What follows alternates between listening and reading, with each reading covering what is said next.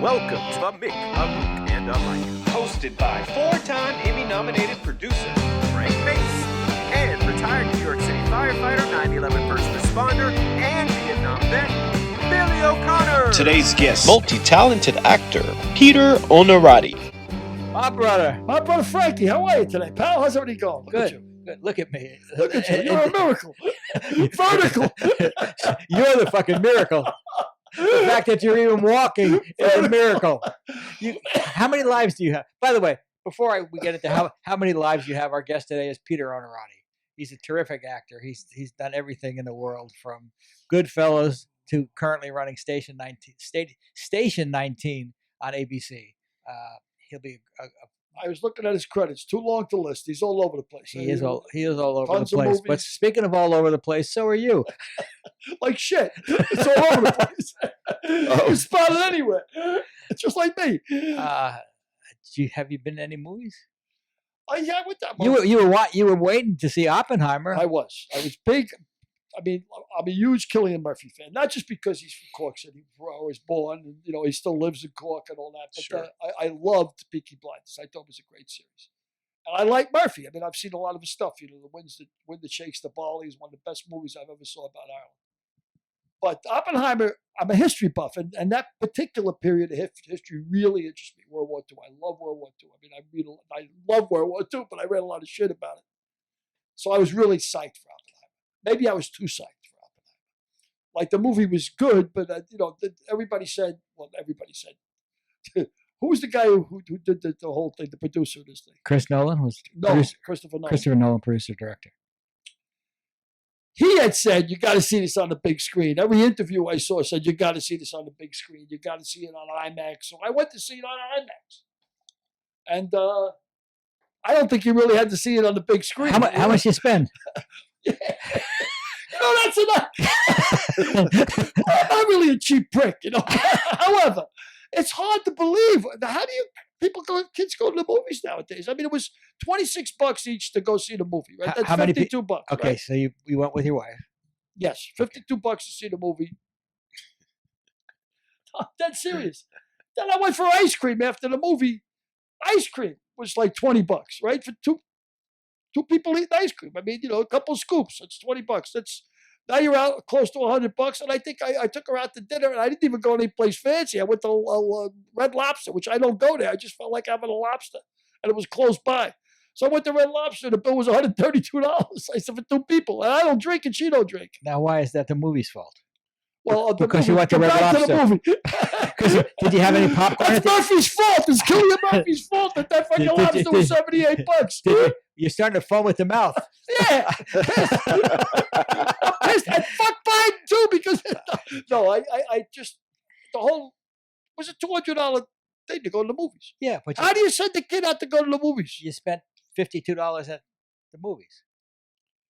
And ice cream later was $72. So ice cream. You didn't have ice cream at the movies. If you had popcorn and soda. He's speaking like management. If you had popcorn and soda at the movies, I would have to take a second mortgage out if I wanted popcorn and soda. First of all, they give you a garbage can full of popcorn, right? But and the sodas they give it to you in a bucket. I mean, who the hell eats all that shit in the movies?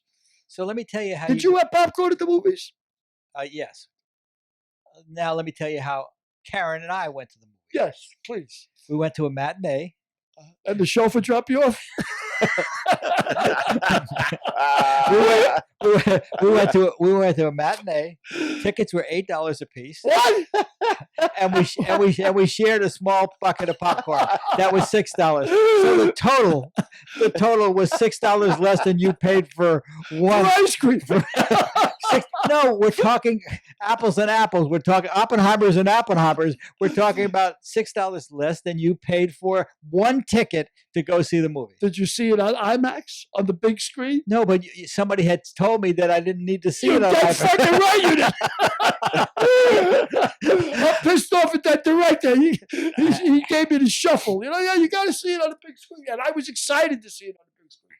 So I was disappointed in the movie because, I mean, other than the explosion, and look, anybody who's never seen film of the atomic bomb going off There's got to be underground, you got to be dead a million years. I mean, everybody's seen it, so it was in color, big deal. I mean, that was the one time. The rest of the time was pretty much in the court.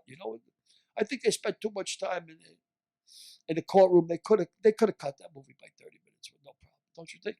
Well, that's why you're a retired fireman. And he's Chris Nolan. Do you think they could have cut it by 30 minutes? I think you had to be really into it. I think you were a little bit too into it. Yeah, you look. You had so much expectations. That's for true. it. That's for. But you talk about Chris Nolan or whatever. In my office, we're killing time. So one of our vice presidents, Janie, has decided to show some classic movies to the production assistants and the production coordinators who are younger. So she decided to show them Casablanca. Ah. So the first thing I hear, I'm listening. I'm listening for the comments. The first thing I hear was when the credits come on, Humphrey Bogart. That's a funny name. Oh my God! So there you go. With everybody has actually not seen the explosion of the atomic bomb. Exactly. You're right. I mean, from my point of view, but you know what? You had mentioned to me, you had texted me while you were at the movies, checking out Oppenheimer. Average age of attendance 85, right? And we had said in last week's episode or 2 weeks ago, whatever, when I told you that we should talk about Oppenheimer, Barbie was coming out, and you said Barbie's going to be a huge movie. I said, go see this thing, Barbie, a movie based on a doll. I think it did triple the receipts that Oppenheimer did. Well, no, it doubled Oppenheimer, but I expected it to double Oppenheimer. I mean, but Oppenheimer's a huge hit. I mean, if Barbie's grossed 800 million worldwide, Oppenheimer's has grossed 400 million.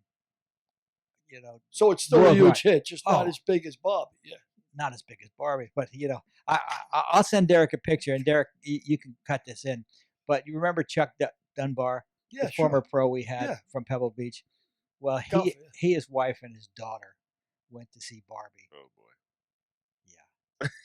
Chuck dyed his hair blonde, and his daughter and he dressed up as he really looks like Ken with his hair dyed blonde, and his Brazilian wife and his daughter. And he said everybody was taking pictures of us. It was incredible. So I think that to each his own. But I would have thought he was a nut until I saw his pictures, and I just realized he's having fun. And we don't have as much fun as we should. Yeah. Right. Look, you're right. I guess. Wait a minute. Yes. Go ahead. No. No. Go ahead. Why don't you dye your hair blonde to go to see Ken and Barbie? You look like Lakrita from Night Court. Put some padding in the right spot, you can get away as Barbie. Who knows? You swish a little bit. Anyway, the thing is, with that movie, the particular, I can't believe that many people would flock to it. But then my wife was telling me, it's a look good how movie. many people grew up with that doll. I'll tell you. I mean, it's a T.J. Simers, the curmudgeon of all curmudgeons. He can start a fight in an empty room. He can start a fight. In an empty room. He liked the Barbie movie very, very much better than he liked Oppenheimer. Ah, wow. I don't know. I just can't pluck down $26 to see Barbie. Well, why don't you pluck down 16 and go to the matinee with your wife? Are you on the early bird special too? Are you big on that? Listen, we got to get there by 5 o'clock. We missed the early bird. 4:30. Early bird starts at 4:30. Why should we pay double the price to eat an hour later? I was outside Oppenheimer waiting. I was so eager to see this movie. I was there half an hour early for the showing. I'm sitting there waiting for the other people to come out, and I see these two old timers come out with their wife because, like you said, the average age of Oppenheimer was like 80 years old. People go to see it, whereas with Barbie, the audience, of course, is much larger. You got little girls, little kids, little boys. I don't know, but anyway, I'm waiting. So I see these two guys come out, and their wives go to the bathroom. One old timer turns around to the other guy. By old time, I mean my age, maybe a couple of years older, maybe. He turns around to his friend and says, "So, did you hear everything that was going on inside the movie?" I might have picked up like, was the movie good? Was it bad? Because I'm all eager to go in. And I said, let me jump in, eavesdrop on the conversation. The guy says, did you hear everything? And the guy says, well, yeah, at first I did, but after the explosion, I took my earrings out. And then for the rest of the movie, I heard about 30%. So I said, I jump up, never being shy or different. I jump up and say, hey, listen, I didn't see the movie yet, but I can definitely contribute to this conversation. I can't hear shit. Well, I think we may have touched on this a lot often or on past podcasts, but I turn on the closed captions on a lot of the movies because I don't want to miss anything, and I don't want to have to go back to replay it again. Yeah, my wife is so fed up with me with the huh? What did he say? What did he say? Huh? What did he say? What did he say just then? Huh? And my hearing's pretty good, but sometimes they're talking so fast, and sometimes they're talking. Derek? Yeah. Some guys mumble. Some guys. Pacino. Anything Pacino's in. Anything De Niro's in. Rickles used to. He used to say to De Niro, mumble a few lines, Bob. Yeah, mumbling. Derek, do you ever turn on the closed caption? Of course.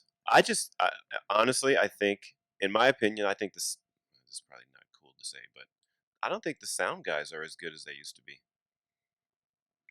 Yeah, the sound guys are as good as they used to be, but the directors got the final say, and if an actor says, that's good for me, the sound guy says, well, it's not so good for me. The sound guy will say, fuck it, we'll clean it up in post. Okay. But they're not always able to clean it up in post. I just feel like that happens a lot more than it used to. Well, because the actors have the power now. Okay. The actors are the ones with the power. So then it's not your hearing, then. It's just... no, my hearing sucks. I mean, look, you watch Peaky Blinders. You like Peaky Blinders. Yeah. Because you didn't really like the accents and you couldn't pick it up. You have to watch something like that with closed captions, I think. That's thick accent. But I watch it because look, all the years I had bars, right? So I had live loud rock bands, and then of course the years in the fire department with the sirens. I'm deaf as hell. My eyesight's great, but I'm deaf as hell. I can't hear shit. And every time I buy earrings, I get earrings from the VA or whatever. I lose them. I lose one side. They're a nightmare for me. Well, do you have your hearing aids in now? No, because I'm. I don't give a shit what you guys say anyway. So if I miss 50% of it, what's the difference? Just as long as we can hear you. Besides that, I'm starting to teeter on Alzheimer's, so I'll forget what we said anyway. 10 minutes from now. I do have a question though about. I know we already did this, but Oppenheimer. What do you think could have been done? So you said they could cut out the court case. They could cut out the court case. I don't think so either. They couldn't cut it. No, I don't think they should have cut it out. But you cut it down. They asked the same questions to 4 or 5 different witnesses. Okay. I mean, they could have definitely cut it down. They could have cut some stuff out of it, but he probably had to work to get it down to the time he got it down to. He probably had 5 hours worth of material. So I would expect. Yeah. You got to make sure the story tracks. So, I had 2 friends in the movie. The guy that sat at the head of the table in the court, what's his name? Tony Goldwyn, he was in it, and David Krumholtz was in it, who starred in.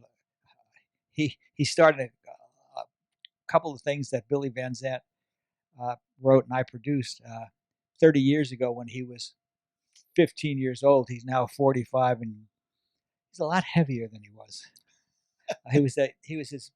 Oh, he was the buddy? He was the buddy. Yeah. Okay. He was the young buddy. I thought he did great. Yeah, he did. He was fabulous. He was fabulous. So, but another guy is fabulous is Peter Onorati. He's got lots of credits. Jeez, I mean, I'm looking at this from his credits, from everything from CSI to Blue Bloods to SWAT to what was the first thing he was in? What was this thing with Pesci? What was the name of the movie? With Pesci, Goodfellas. Goodfellas. Yeah. Well, that was his first movie. That was his first movie, and now he's in Station 19. He's also he's done a lot. Well, he's done over 40 movies besides his television career. I think he's done 131. I got over 40. I don't know. Well, 131 is It's over over 40, Yeah, but it's a lot over 40.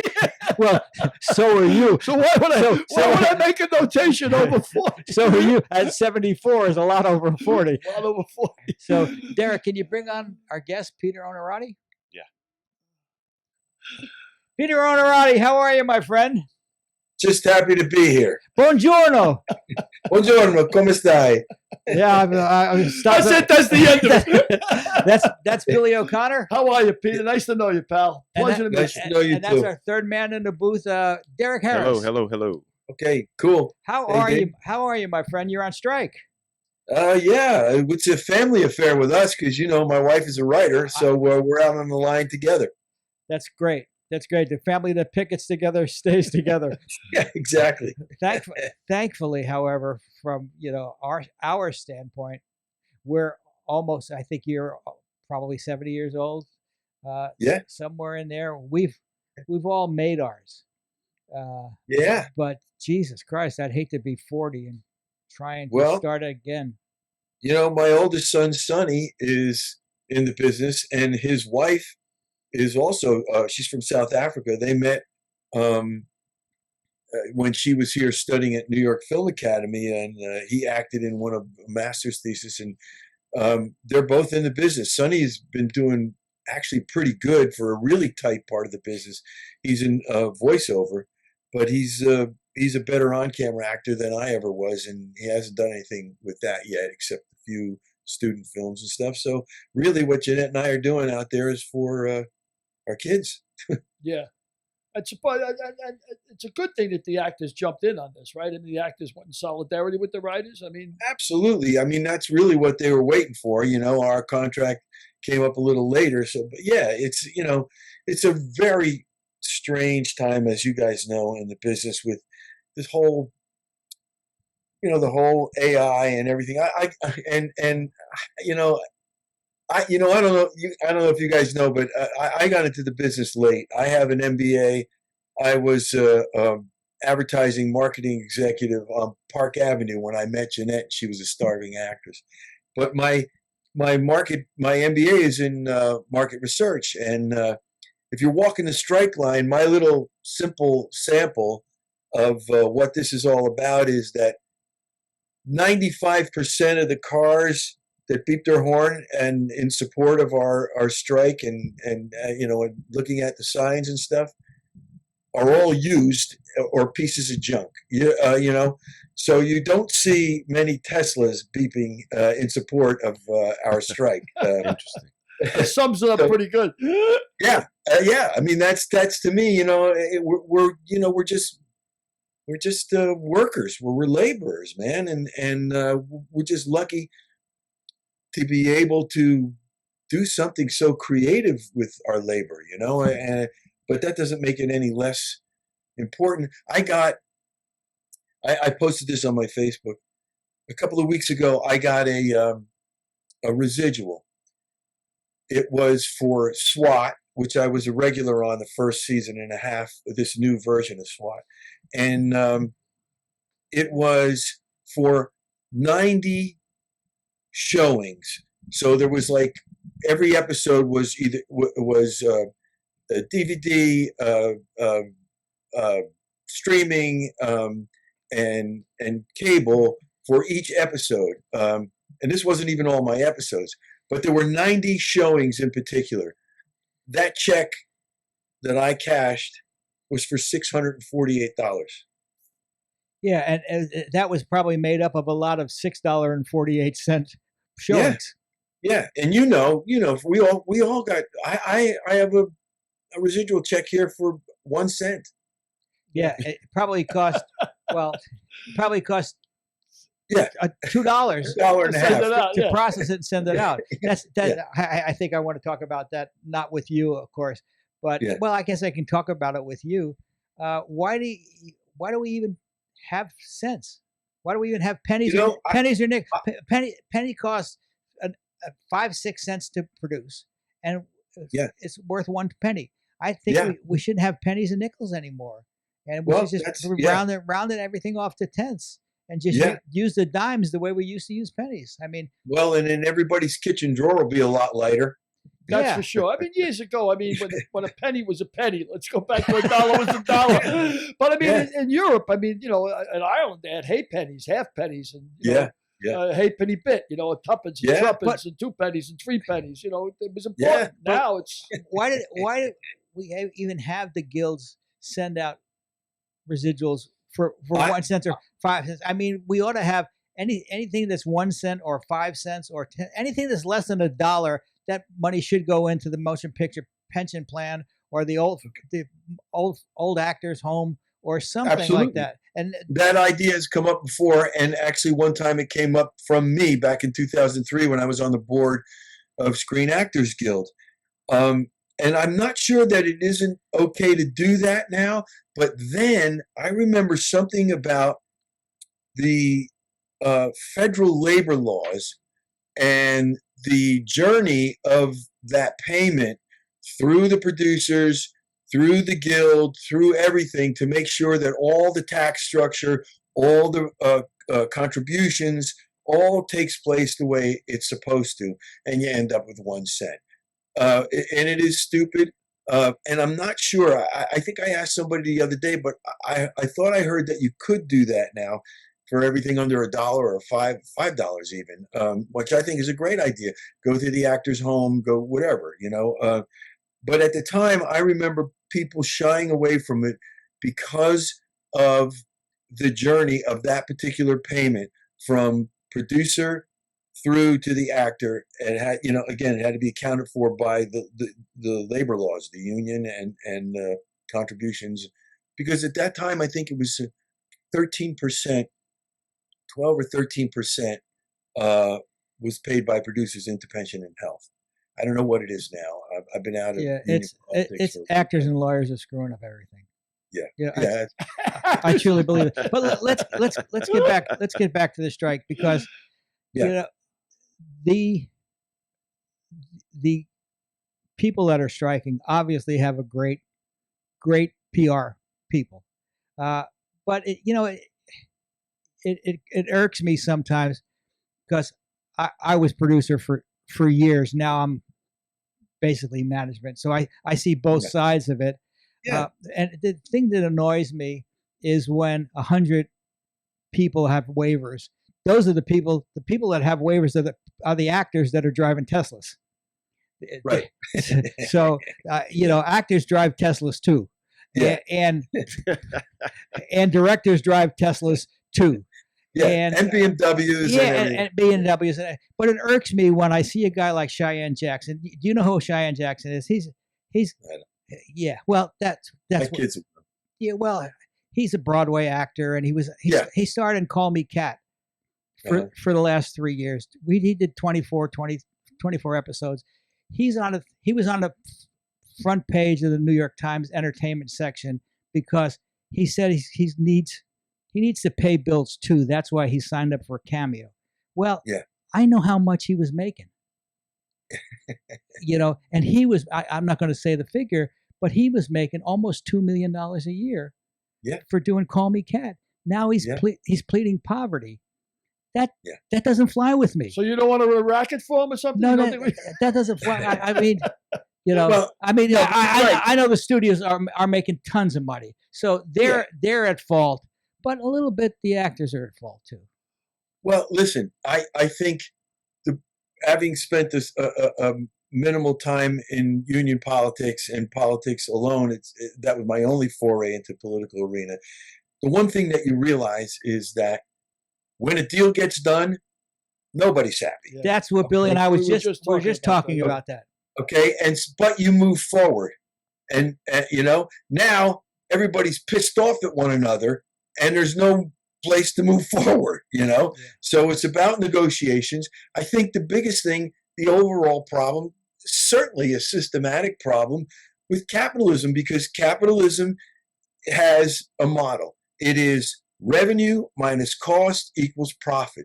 There's no variable in that equation for social consciousness or for sharing of with the people or the entities that brought you that revenue.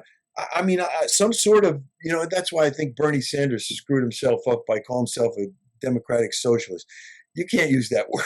Yeah, you can't use that word in politics. But you could say a social capitalism, and that would be, and listen, even Jeremy Diamond said a couple weeks ago, he said, well-regulated capitalism raises people out of poverty. And that's true. The key is regulation. That's a bad word, So my idea is that let's get back to the table. Let's talk.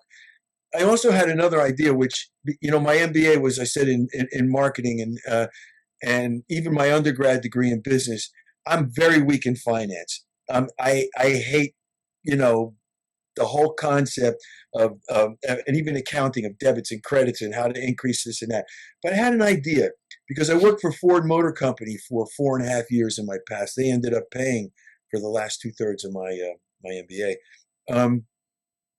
I thought, why not take each production, because we know, you're working on a show, the lead actor, if he's got a producer credit, has his production company up there. The guy who created the show has his production company up there. And then it's production entity of the studios there. There's 3 production entities at least, okay? Why not combine those all into a unit? Call it an LLC, call it a corporation, call it whatever, and issue stock to the actors based on their number on the call sheet, those regulars. And if it can be done easily, go down to recurring guest stars or whatever. So that then there's a vested interest by these artists who created the product with the creators themselves going forward that has some sort of measure of ancillary revenues. So that if the show gets sold to Netflix for umpteen $1 million, your stock goes up, and you can sell your stock back to the entity, so they can continue to sell it down the road, sell a project down the road, and increase their own ownership. But some sort of ownership in the thing that they created. And I'm talking really regulars and people like me that were a regular on S.W.A.T and got $648 for 90 airings of a show that happened to be in the top 4 when it started on Netflix. That's crazy. Wow, it's crazy. It's a good point. I mean, I'm sure that lawyers and everybody who have a vested interest will come up with reasons why that can't work. But, sure, but that's their job. But let's talk more about you. The heck with the strike. All right. Your background. You were a wise ass, basically, weren't you, growing up? Yeah, man. I got kicked out of Catholic school in 5th grade for telling an Irish nun that, can we sing some Italian songs because St. Patrick was Italian. and Billy, what's your answer to that? You've got an Irish brogue. You were born in Ireland? I don't have an Irish brogue. This is hardly what you call an Irish brogue. But yeah, I grew up in the streets of New York, but I was born in Ireland. Yeah. So what's my answer to that? St. Patrick actually was a kidnapper. That's who he was. He was a kidnapper. Yeah. He got kidnapped. Is what happened. He got kidnapped from Britain. Yeah. Yeah. He was the son of a Roman prefect. Exactly right. That's exactly right. But this nun had just come from Jersey City to our little town in the hills of Boonton, New Jersey, and she was, it was St. Patrick's Day, and we're singing all these Irish songs, and I raised my hand. I said, and I don't know how I knew this, and I only found out I was right 10 years ago. But I don't know how I knew it. I must have had some wise ass uncle say it. But I said, can we sing, now that we sang all these Irish songs, can we sing some Italian songs since St. Patrick was Italian? Boom. She sends me up to 250-pound principal, Sister Helen Ann, and who 2 years previously had slapped the shit out of me up the flight of stairs.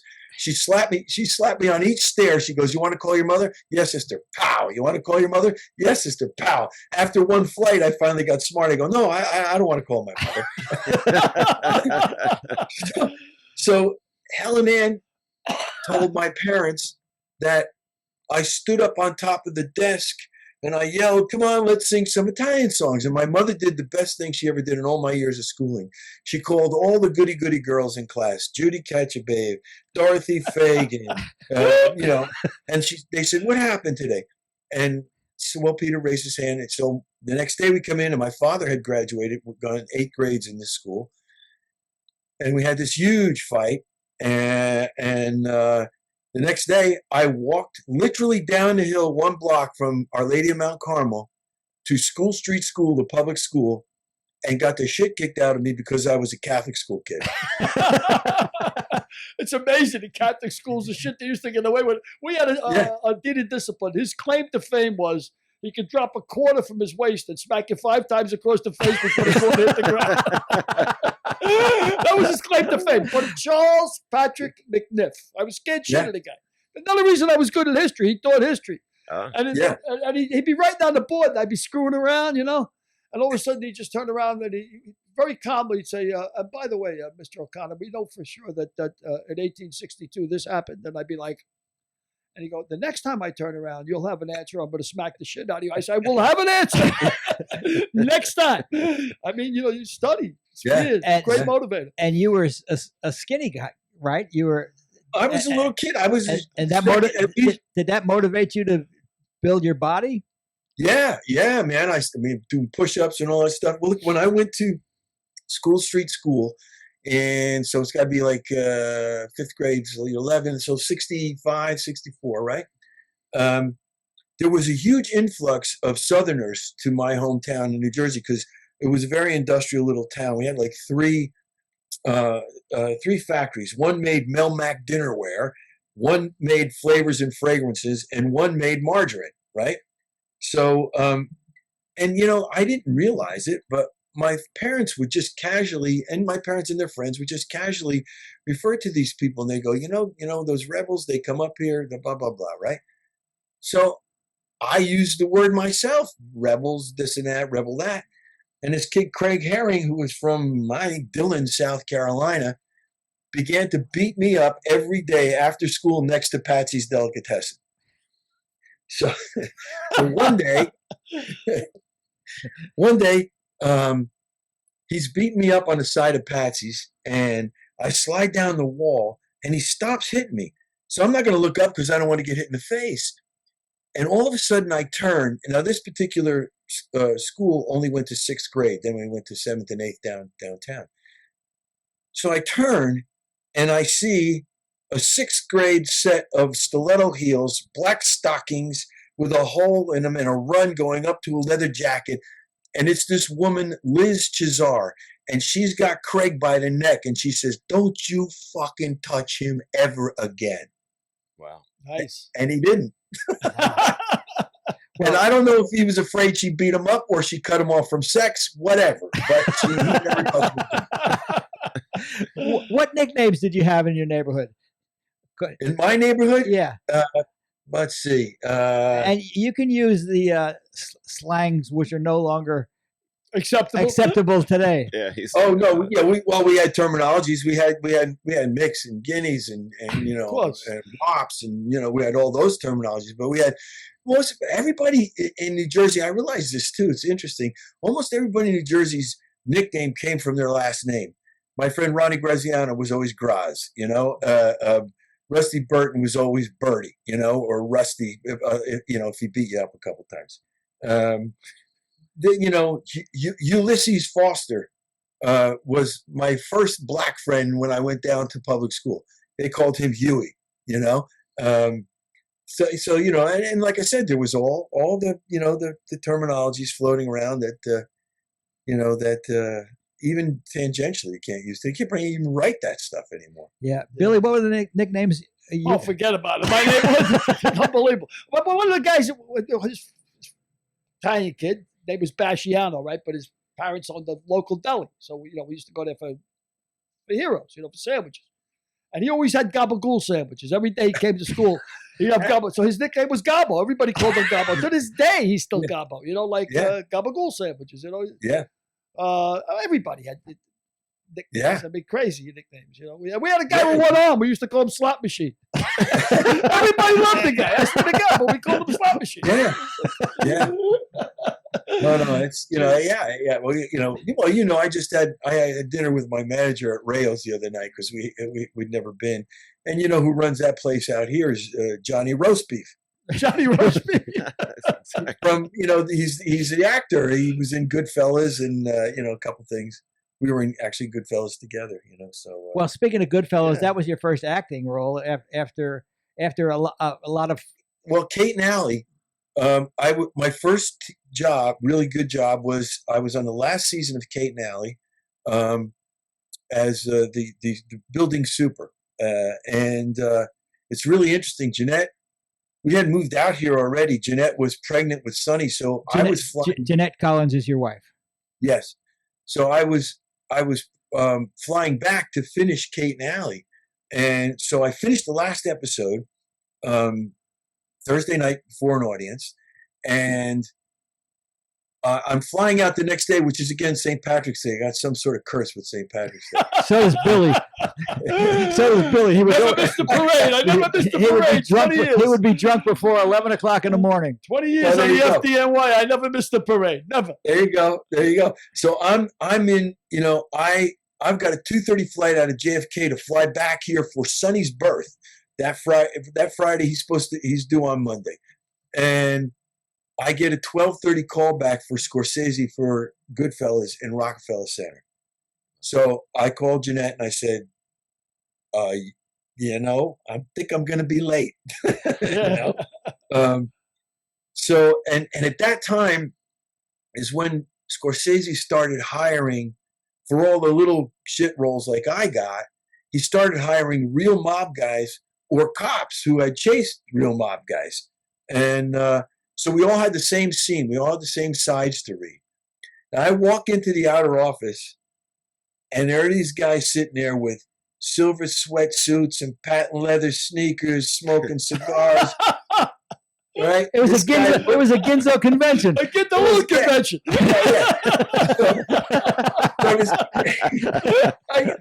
I don't even sit down, and this guy looks at me, goes, "What are you reading for?" I go, "Well, I got the sides for Sonny Bamboozle." He goes, "You know him?" I go, "No, I don't know him." He goes, "I know him. You don't look nothing like him." Right? And I said, "Well, that's what they gave me." He goes, "All right, God bless you, kid." Right? Kid. So then I go in, and I had only been in the business 3 or 4 years. I was very lucky. I was doing well, but still, some of my old business acumen and technique would filter through sometimes. So the best thing for me in business was to make the meeting mine. So I'm walking in to audition a callback for Scorsese, and I went right into survival mode, and I tried to make the meeting mine. So I made up a story because my grandfather's name is Donato Scorsese, exact same spelling as Scorsese without that one S. Now, is that Italian, that name? No, it's Irish. So I walk in and I make up this story, and I said to Scorsese, I said, "Listen, before we start, I wonder if we're related, because I told my grandfather, Donato Scorsese, that I was going to read for the great director Martin Scorsese. And my grandfather said, wow, I think we have a cousin at one time, and we should take the S out of the name." So Scorsese goes, "Really? Really? Because we can't find our relatives." I go, "Oh, now I'm screwed." Right?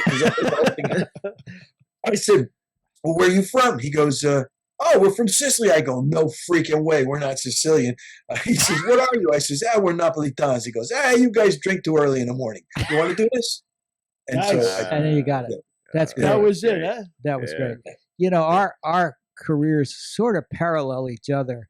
I worked in the World Football League.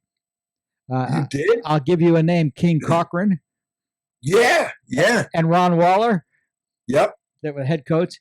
Peter went out for the Philadelphia Bell, which was one of the original teams in the World Football League. He got cut the last cut, but I was working in the World Football League for the Southern California Storm and the Southern California Sun and the Portland Storm, and then I went over to the Memphis team, and then I finished in Chicago. So wait, while you were at Memphis, you know who my hero is? Zonka? Kick went to my high school. Oh, was he? Yeah. Yeah. I was on the field with Kick when probably the last game we played. Jim Kick and Larry Zonka from the Dolphins, and Paul Paul Warfield. They all went to the Memphis team. They all went. And Abe Gibran was our head coach in Chicago. Babe Perilli, who later became a great friend of mine, was the head coach of the Chicago Winds. And after 2 exhibition games, he was fired. We had these guys. We had Sam Giancana and everybody were really owners of the team. Dominic of Dominic's Grocery Stores, Gene Polano. So we I went to take a media picture. I was a publicist, and I went to take a picture. We had 13 owners. 7 didn't show up. They told me no pictures, please. True story. But on the sideline, Zonka got tackled out of bounds right by Abe, and he looked up and he says, "How you doing, Abe?" And Abe says, "Get away from me, you asshole!" Oh, kick! He said, "I'm going to kick you in the dick the next time you come over here." And that was Abe Gibran's style. But then I went to I had to get out of sports because it was so crazy, and I went to an advertising agency, and I worked and I ran a public relations division for 7 years before I got into show business. So I got into show business like 35, 36 years old. Yeah, that's about what I was. I was 34. Yep. I got a story about the Philadelphia Bell.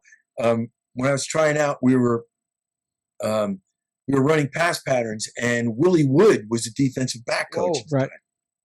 And so we're running patterns without pads. We're running full speed, trying to, make a show of everything. And I didn't even see Willie Wood. I slammed into him, and I landed about 5 yards away. He didn't move an inch. And it was like a shot from a movie, from his ugly spikes past his ugly coach's shorts up to him smiling, going, like that. And I went, holy shit, maybe I'm not cut out for this, right? Now, here's the coda. Man, how many years later? So that was like 75. So it's got to be 20, at least 20 years later. I'm doing the Vince Lombardi Open in Menominee Falls, and all the Packers are there, and so I'm out in the course, and here comes Willie's not walking too well, so somebody's driving around in a cart, right? And he comes up. I go, Mr. Wood, and I said, you're one of the reasons that I became an actor. He goes, he goes, what I do? I said, you knocked me 5 yards away without even trying, I said, and he started laughing his ass off. It was great. It was really kind of a great way for things to come around. Did you play college ball? Is that why you do? I played small college ball, Division III. I wanted to go to bigger school, but I was supposed to look at Miami because they weren't that good at the time, and I came from a small high school in New Jersey, but I was also a high school wrestler. I was second in my district 2 years in a row. Before they used to take the first and second to the regionals and then on to the states. So we had a tough district, and so I had a pretty good reputation as a wrestler. So I went to Lycoming College to meet with the football coach, who also happened to be the head wrestling coach. And we sat there, my father and I, and he said, well, I think you come to Lycoming. I said, here's the thing, coach. My father has his own business. And even though he's struggling, the financials are such that he has his own business. I don't know that I could afford Lycoming, which at the time was $2,200 or $2,000 a year. Now it's, $50,000, $60,000 a year. So he says, well, wait right there. And he walks across to the administration, and he comes back, with out of $2,000, she comes back with $1,800 in a grant and a 200 in a 1% low interest loan. So we're driving back on Route 80 from Williamsport, Pennsylvania. My father says, "What do you think?" I said, "Well, I want to see Lafayette. I want to see Wilkes." He goes, "Oh no, you're going there." 100%. That's how I ended up there. But then I didn't wrestle because, in high school, I lost 20 to 25 pounds every year between Thanksgiving Day and the second week of December to wrestle. Oh, You had to make a weight.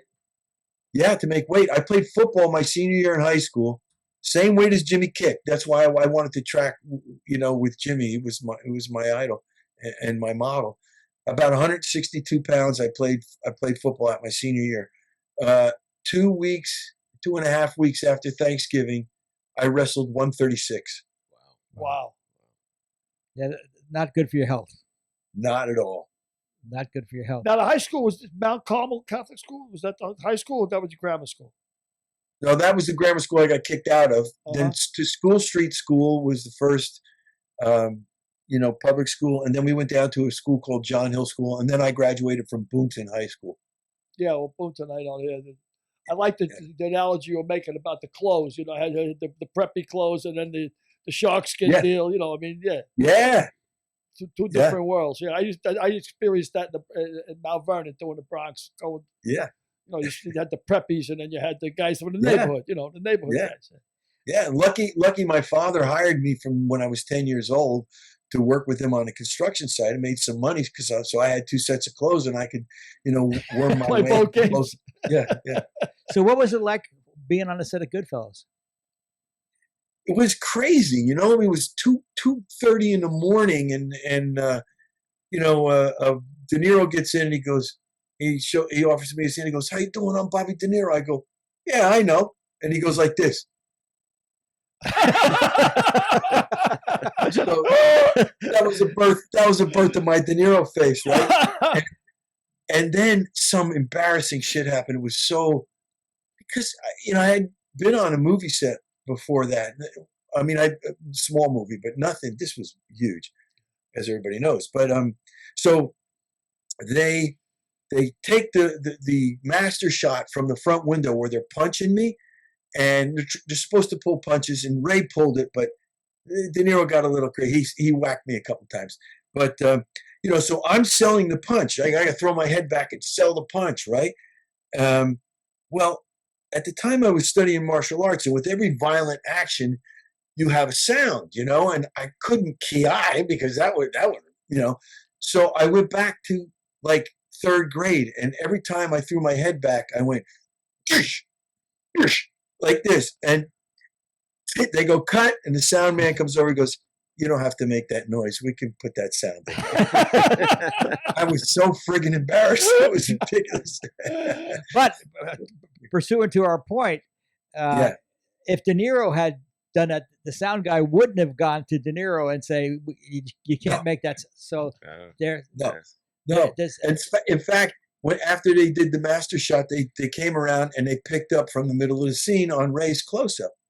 Now they get done with Ray's close-up, and they're going around the car to the other side to come up to Bobby's close-up. And he goes, "If you don't mind, I don't like to start from the middle of the scene. I like to start from the top of the scene." I said, "Oh, a little method, huh, Bobby?" He goes,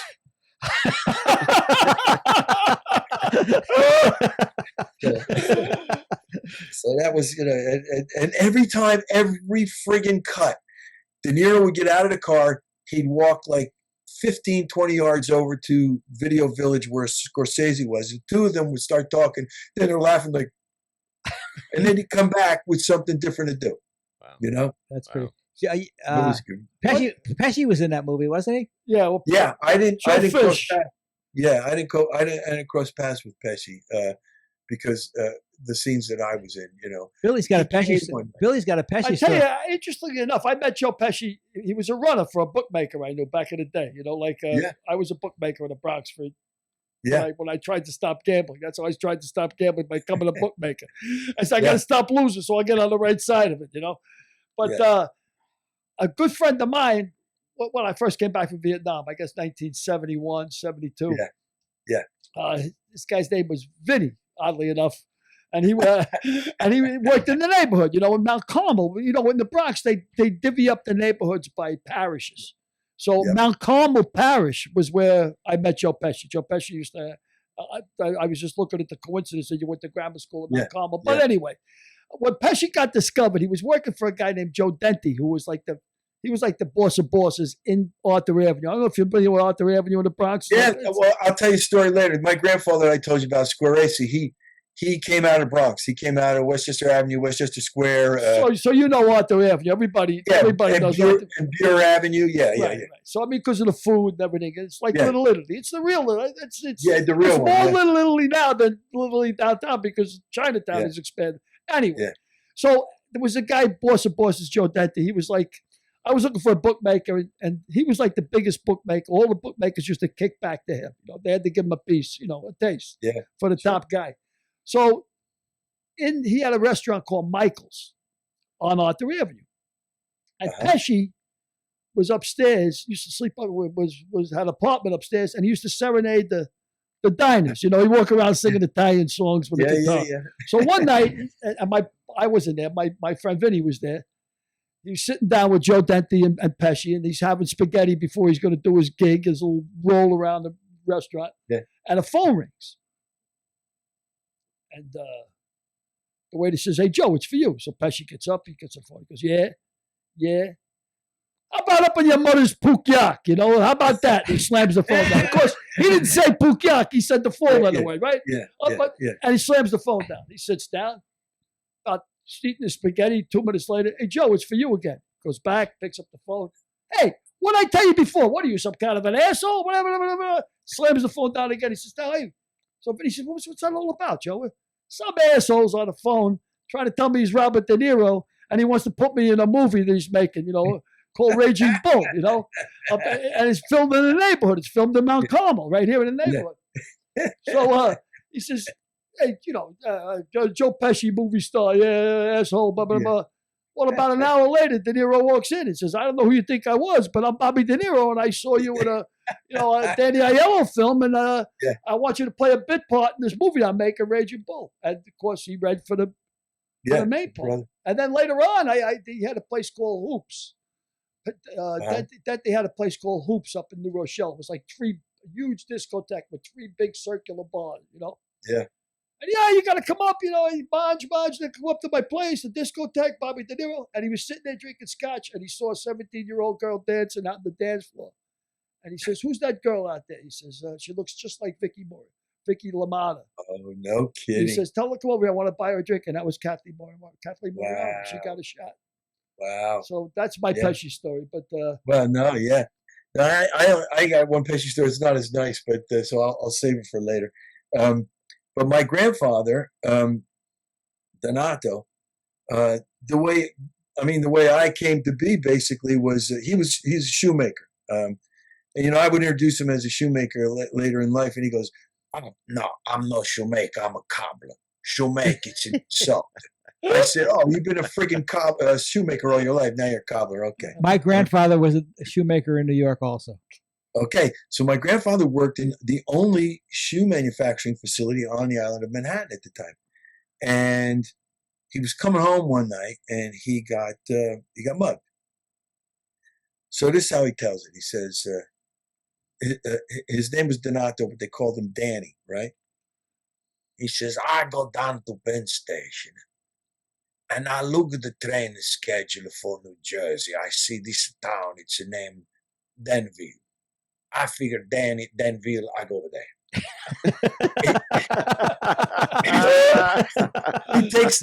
he takes the train to Denville, New Jersey, and some guy's selling his cobbler shop. He buys the guy's shop and moves my mother and her sisters out of the Bronx, and that's how I came to be. My mother, Boonton and Denville are side by side, and Denville used to send their kids to Boonton High School, where my mother met my father. That's incredible. That's a great story. Great story, is right. That's how I got to Danville. I look at Danville. Yeah. That's crazy. So out of all your projects and all your many roles, what is your favorite? What are a couple of your favorites and why? Well, there's a couple things that are jobs that I got to do that actors at my level don't get to do. One of my favorite jobs was a movie that I did with Charlie Durning and Kurtwood Smith were in it. It was called Shelter. And I got to play this Greek mobster. I got to speak in Greek and do a Greek American accent. You know, people at my level, you don't get to play, you know, accents or melodies unless you're Meryl Streep and Dustin Hoffman, you know? So it was a great project for me to do. And it turned out really well. It's a really good little movie. One of the other things I held off from doing for a while because I listened to agents and managers and stuff was I did a 4-episode arc of Walker, Texas Ranger. And that was kind of like, at the time was like, you know, where actors go to, the careers are, you know, waning or whatever. But I saw this character. It was a cop from New York. He was a fish out of water and he was coming out and they offered it to me. And you know, I know exactly why I made the decision. Ellen Burstyn is a friend of the family. We knew her from New York, and we're all in the actor studio, both Jeanette and I, and Jeanette's writing partner, Mimi. And Ellen was here on Thanksgiving for dinner, and I said, you know, my agent sent me this thing, and they're not really hot on me doing it. She goes, do you like the character? I said, I love the fucking character. She says, it's about the work. So I show up on the set, and Chuck Norris comes up to me. He goes, Peter, he goes, I really admire your work. He said, if there's anything you want to do while you're here, if you want to change lines or anything, he said, just let me know. It's, you know, I said, Jesus, Chuck, thanks. I said, there is something. I said, you guys all do martial arts. I'm trained in martial arts. I have a brown belt in, you know, remote style of karate. I said, but this guy's a fish out of water. He's a New York cop. I said, can I do street fighting? I don't want to do martial arts. I want to do street fighting. And he says, yeah, sure. And the stunt coordinator came over and was kissing my feet. He goes, thank you. I get to do something really fun and interesting, you know?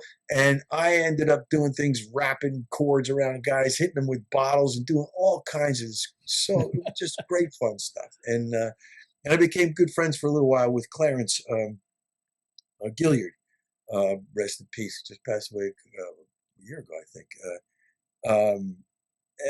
That was a cool experience. So those two, and of course, a series like Civil Wars. I always loved the law. I just wasn't conscientious enough to be a student of it, and so I loved playing a lawyer. I loved doing Civil Wars with Mariel Hemingway. It was a really sort of visceral take on family law, and I enjoyed that. It was very emotional and a cool thing to do, you know. Of course, there's always you blast like Goodfellas was fun just to be around those people, you know, and to be connected with it. In fact, I got to tell you a quick story. I went to get some pictures at one of the local photo places to do autographs, and this guy said, "You on SWAT?" I said, "Yeah, I'm on SWAT." He said, and my friend was with me. He said, "You know, he's in Goodfellas." He goes, "You were in Goodfellas?" You know, Henry Hill painted various scenes from Goodfellas before he died. You know, I said, "Oh, that's interesting." So I go away and I come back. I pick up the pictures, and he had taken a photo of my scene one of my scenes where they're throwing me to the lions in Goodfellas. Now, it looks like a third grader painted the damn thing. It's got look with temper paint or whatever, you know. But I saw this thing and I went, that's so fun, right? So I looked it up on the internet and I got the original friggin' Henry Hills right here in my office. That's great. With the provenance on the back and everything else, you know. That's great. You also did The Iceman Cometh with Pacino in New York, didn't you? No, I didn't do it in New York. We did it out here. At what is now the Gary Marshall Theater. It was a staged reading, and it was supposed to go to New York, but Kevin Spacey's production in London usurped us and came in and did it before we did. But that was another phenomenal place to be. That was Pacino. That was Bruno Kirby. Great actor. Great actor. Since passed Michael away. Jeter. Yep. Who else? One of the original guys that did it with Jason Robards on Broadway was in it.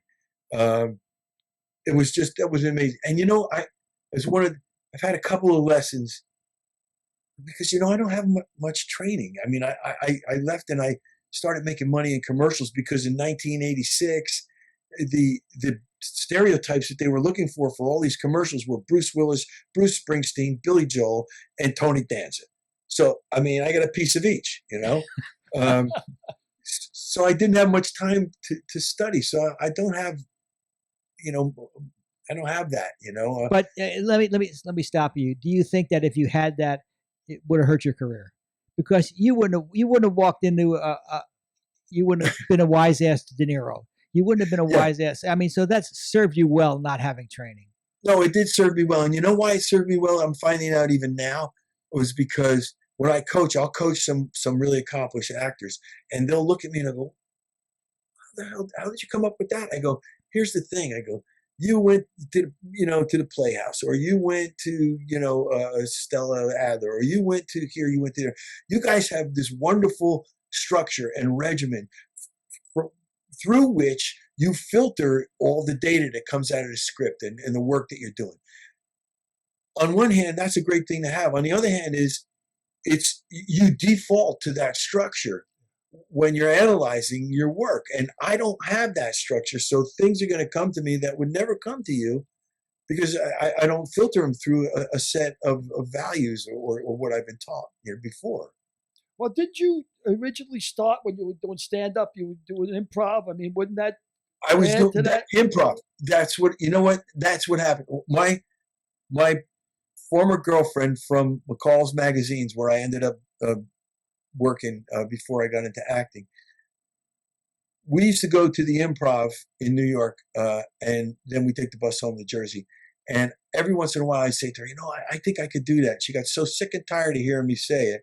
She bought me a one-night stand class in comedy. At the time, I was working for Ford Motor Company in the export division out in Newark. So I went in to take this class, and I met these people, and they were doing improv. So I had some fun with them, and they said, "You should do this." I go, "Nah, I'm not an actor and all that stuff." So I had I got laid off from Ford. I had my MBA thesis, which was on my girlfriend's magazine from McCall's. It was called Working Mother.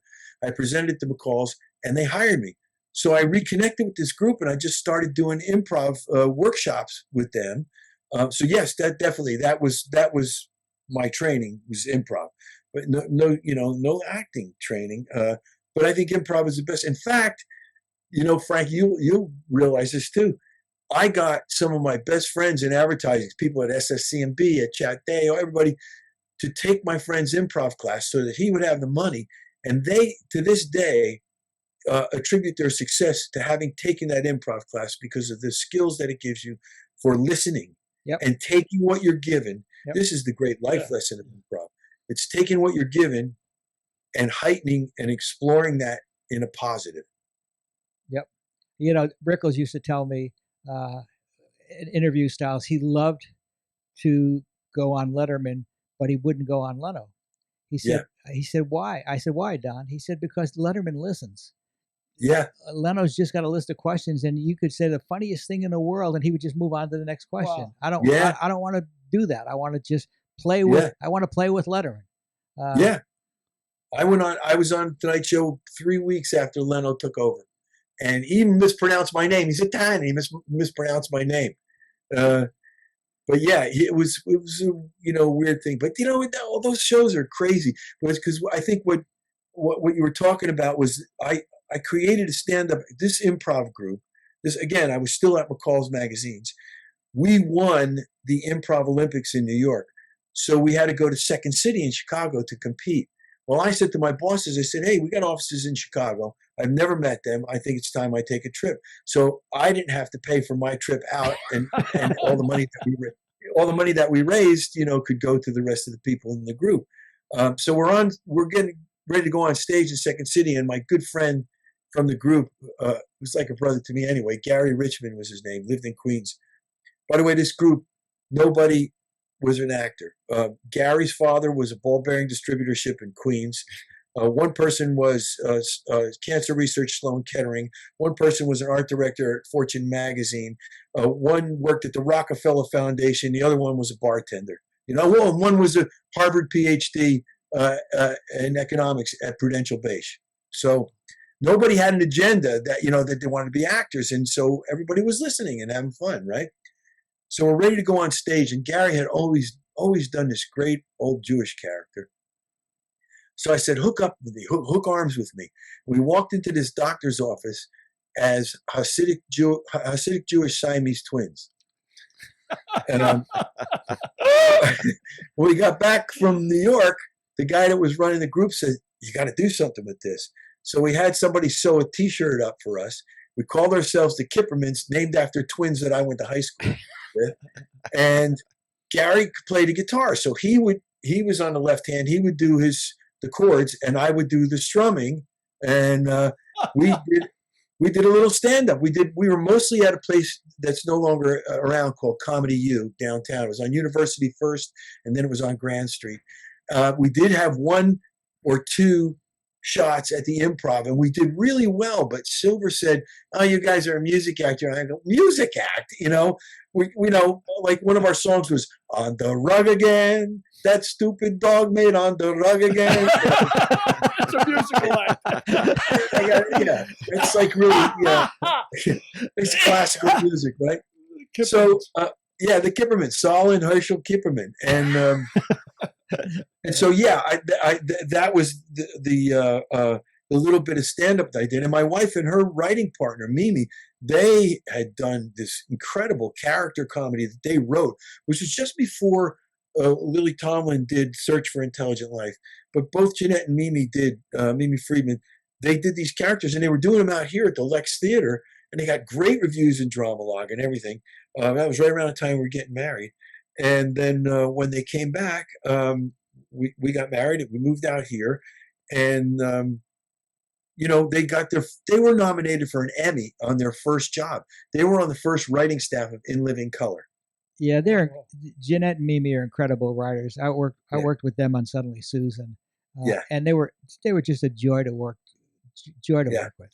Yeah, you know what? That was part of the problem. Some of their friends, other people that came out of stand-up that we moved out here with, got big jobs on big shows, and for a lot of money, but they would get thrown off of a show, and then they'd fail up. They'd get a bigger show. Of course.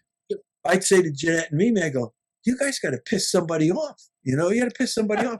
They don't know that's not the way we do things. And they never did. They never had one bad experience. Yeah. I love them.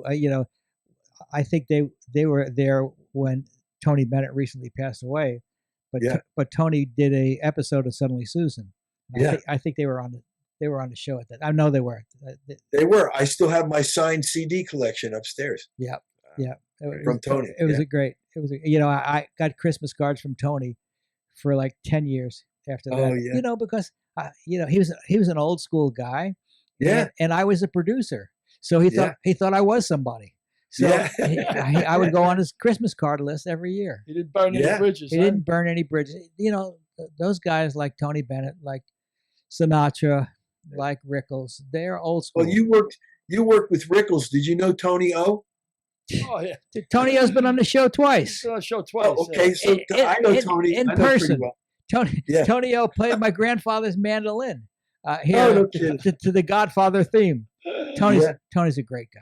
Yeah, he's a great guy. I haven't seen him in a while. I've been wanting to get him over here, but I mean, one time he invited me and Jeanette over for dinner, and Mama Rose.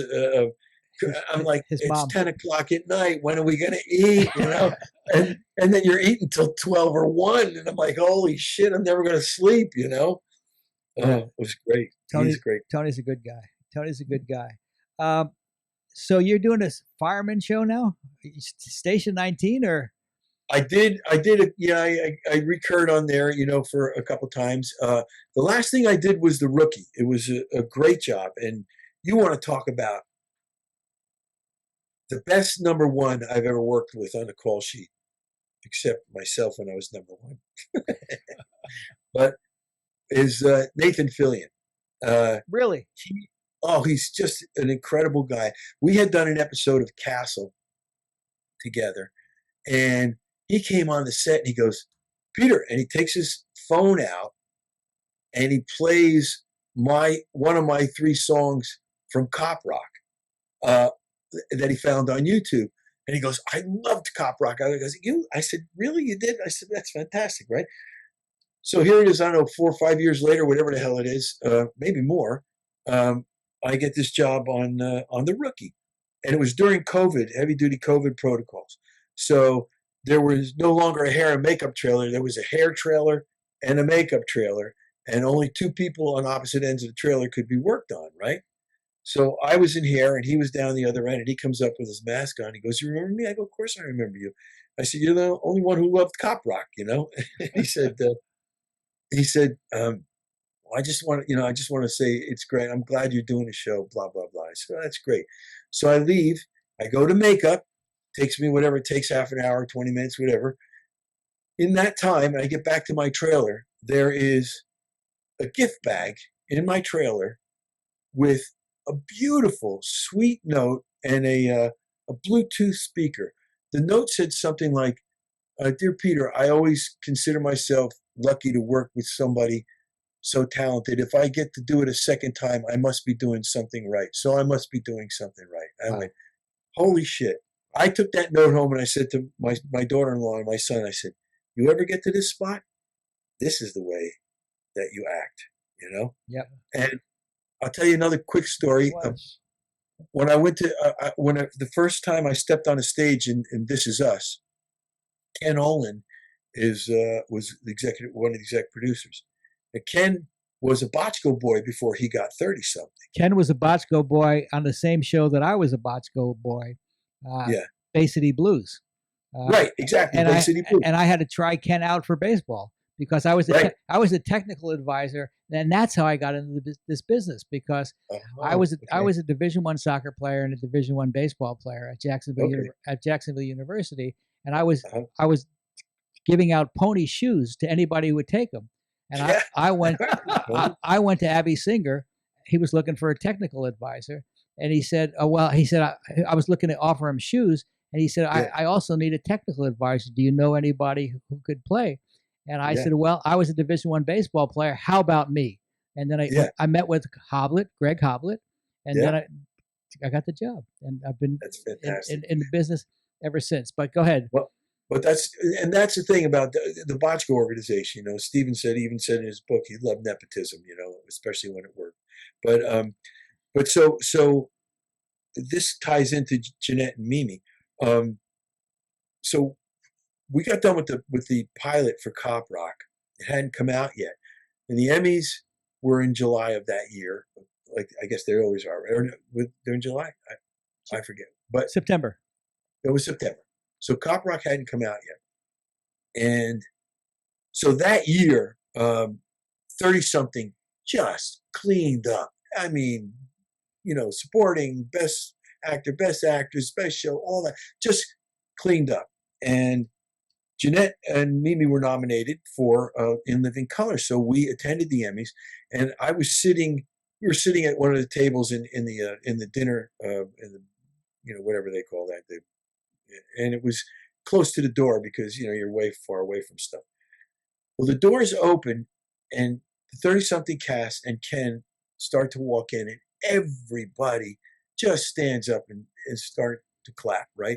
Before I can get up, Ken pushes me down in my seat and puts his arm around my chin. He goes, I saw your work at Cop Rock. It was fantastic. Because Botchko used to air all his pilots for his previous buddies. Right. So he had seen it before anybody else did. So I walked on the set to Ken 30 years later, and I said, you know, you did something for me that I promised I would do anytime I had the opportunity in the rest of my career. He goes, what'd I do? And I go, and I told him. He goes, really? I did that? I said, yeah, man. I said, it was impressive, you know? That's a good story. That's a good story. Derek, you have a question for Peter? I do. You can do whatever you want in terms of show or series. What type of show, what type of movie or series would best outfit your attributes if you could make it yourself?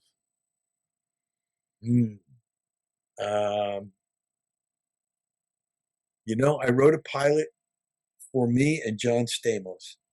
I'm a little older for it now, but this was a show, and I got to pitch it with some big guns.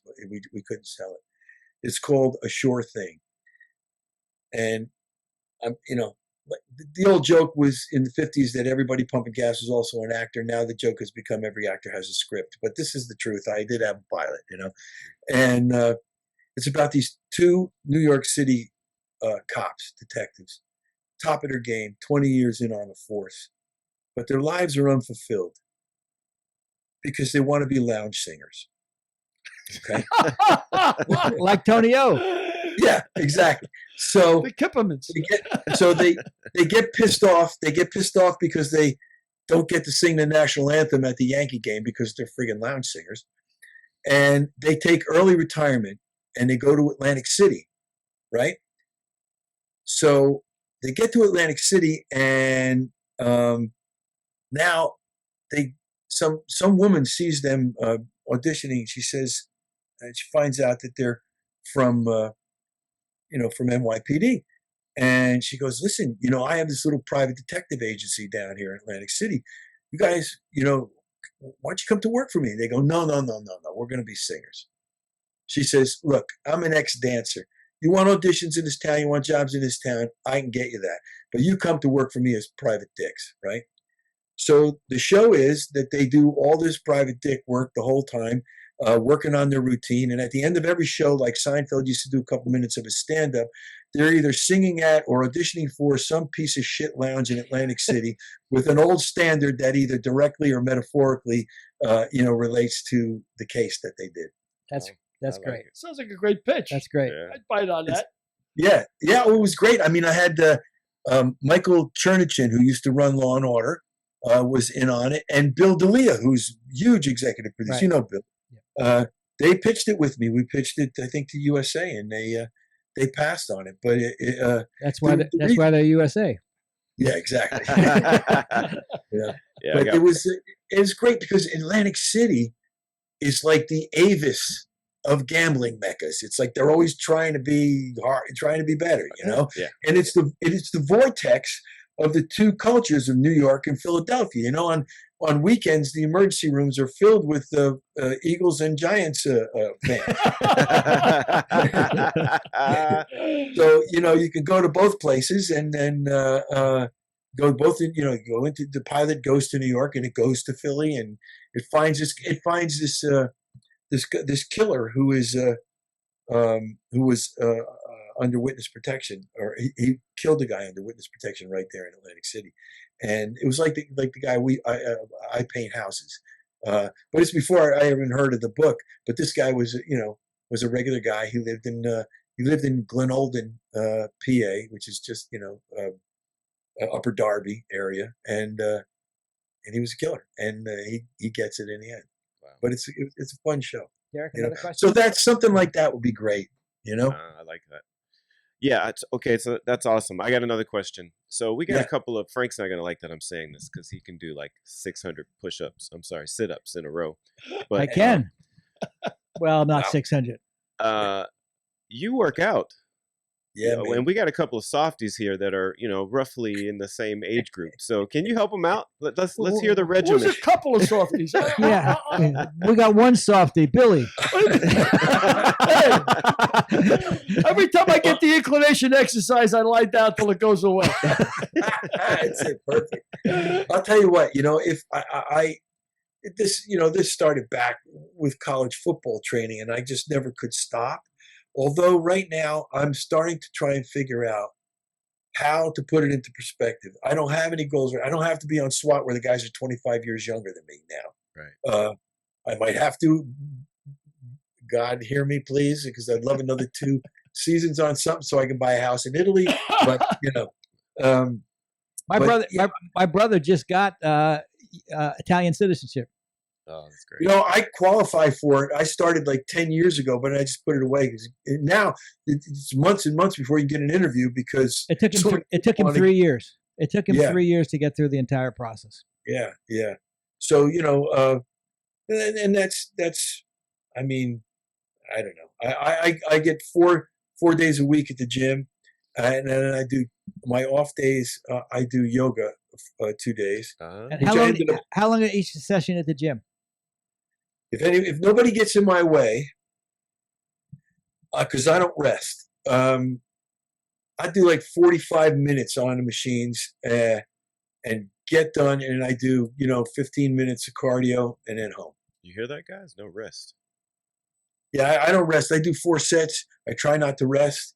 And one of the reasons is this is an old workout. I used to do this great workout called supersets, but younger people at the gym now, man, they just don't understand gym etiquette. You can't. Once you get a machine, you got to stay on it and finish, or you're never going to get it again. And some of them are good kids, nice kids. One kid said to me, he goes, "Hey man, what are you doing for your biceps?" And I go, "Dude, I'm old enough to be your grandfather." I said, "But I will tell you my bicep workout if you want." I said, he goes, "Well, how old are you?" And I tell him, and he goes, "Oh, I hope I look as good as you when I'm your age." And I go, "And that's not the compliment you think it is." Hey, before we let you go, do you know my friend Matty Lawrence from Cop Rock? Yeah, I know Matt. Yeah, I haven't He's seen him so long. he's living in Kentucky now. He's doing a golf show or something. He's a good friend of the show. He's What's his brother's name? Matthew and and Maddie and Mitchell. Mitchell. Yeah, Lawrence, they're okay. twin brothers. Yeah. They were Yeah. they were in Cop Rock with you. Yeah, weren't they? yeah. I saw him a couple times after that, but yeah, they were in Cop Rock. They had a number. Yeah, well, man, I haven't heard that in a long time. That name, yeah, Billy. yeah. Sweetheart of a guy, and sweetheart of a guy yourself, Peter. It was a pleasure meeting you, man. It's Thank you. and the Jersey. It's always good to hear the home language. The Queen's English. Before we let you go, you were talking about your affinity for Italy. You were just there for a month or so, weren't you? Yeah, well, actually, it was half a month. It was like 15 days. I went because this was a big birthday for me. I decided to take all the boys and their wives and Jeanette. We all went to Italy, and I wanted the boys to meet their cousins. My father's cousins are in a town called Frosinone, which is an hour and a half south of Rome, and so we stayed with them for a few days. Every friggin' meal was 7 courses. Of stuff that I haven't eaten in 30 years, beef and veal and pork and heavy dairy, all that stuff that I was like, oh man, I'm never going to sleep, right?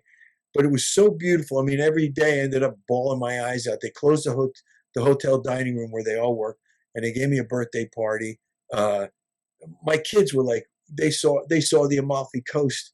They saw Ravello. They said, the time with our family was the best. There was one of the families owned a pasta restaurant right in town in Frosinone, but they all owned one in the mountains, and we had done a big tour of a monastery where the Benedictine monks were created.